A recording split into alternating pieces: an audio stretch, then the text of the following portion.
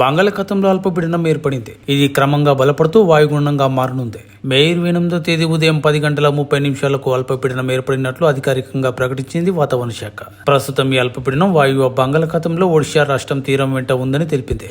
ఇది క్రమంగా బలపడుతుందని వాతావరణ శాఖ వెల్లడించింది. ఇది మరికొన్ని గంటల్లో అల్పపీడనంగా బలపడి వాయుగుండంగా మారనున్నట్లు భారత వాతావరణ కేంద్రం తెలిపింది. ఈ అల్పపీడనం వాయుగుండంగా మారిన తర్వాత ఇది ఉత్తర బంగాళాఖాతం వైపు పయనిస్తుందని తెలిపింది. ఇది పశ్చిమ బెంగాల్, బంగ్లాదేశ్ల మధ్య కేంద్రీకృతమై ఉంటుందని వెల్లడించింది. ఇక మే 31వ తేదీ నాటికి ఇది వాయుగుండంగా తన దిశను మార్చుకుని ఏపీ తీరం వైపు రావచ్చని అంచనా వేస్తున్నారు వాతావరణ శాఖ అధికారులు. ఈ వాయుగుండం ఎఫెక్ట్ జూన్ 1వ తేదీ వరకు ఉండే అవకాశం ఉంది. అప్పటి వరకు మత్స్యకారులు అప్రమత్తంగా ఉండాలని, సముద్రంలో వేటకు వెళ్లవద్దని ఏపీ, ఒడిశా రాష్ట్రాల మత్స్యకారులకు హెచ్చరికలు జారీ అయ్యాయి. ప్రస్తుతం అల్పపీడనం ఏర్పడిన ప్రాంతాన్ని ఖచ్చితంగా గుర్తించడం జరిగిందని, ఇది బలపడే కొద్దీ దాని దిశ, వేగంపై క్లారిటీ వస్తుందని వాతావరణ శాఖ తెలిపింది. ఇక రాబోయే 5 రోజుల పాటు ఏపీ, తెలంగాణ, ఒడిశా రాష్ట్రాల్లో వర్షాలు పడతాయని వెల్లడించింది వాతావరణ శాఖ. తీర ప్రాంతాల్లో గంటకు 35 నుంచి 50 కిలోమీటర్ల వేగంతో ఈదురుగాలులు ఉంటాయని తెలిపింది.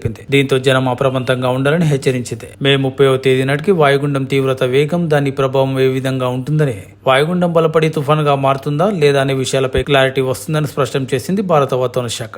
ఇక దేశంలోకి నైరుతి రుతుపవనాలు వచ్చిన ఈ సమయంలో తుఫాను ఏర్పడితే అతి భారీ వర్షాలు పడే అవకాశాలు ఎక్కువగా ఉన్నాయి. ఈ క్రమంలోనే బంగాళాఖాతంలోని అల్పపీడనం బలపడి వాయుగుండంగా మారిన తర్వాత అది బలహీన పడుతుందా లేదా బలపడి తుఫాన్గా మారుతుందనే స్పష్టత వస్తుంది. మరోవైపు తెలంగాణ రాష్ట్రంలో నైరుతి రుతుపవనాలు విస్తరించినట్లు వాతావరణ శాఖ స్పష్టం చేసింది. వాటి ప్రభావంతో 4 రోజుల పాటు విస్తారంగా వర్షాలు కురుస్తాయని తెలిపింది. కొన్ని చోట్ల అతి భారీ వర్షాలు కురిసే అవకాశం ఉన్నట్లు హెచ్చరించింది. నేడు వరంగల్, హన్మకొండ, యాదాద్రి, భువనగిరి, రంగారెడ్డి, హైదరాబాద్, మేడ్చల్, మల్కాజిగిరి, వికారాబాద్, సంగారెడ్డి జిల్లాలకు వాతావరణ శాఖ ఎల్లో అలర్ట్ జారీ చేసింది. మరోవైపు జగిత్యాల, రాజన్న సిరిసిల్ల, జనగాం, సిద్దిపేట జిల్లాలకు వాతావరణ శాఖ ఆరెంజ్ అలర్ట్ జారీ చేసింది. మిగిలిన జిల్లాల్లో తేలికపాటి వర్షాలు కురిసే అవకాశం ఉంది.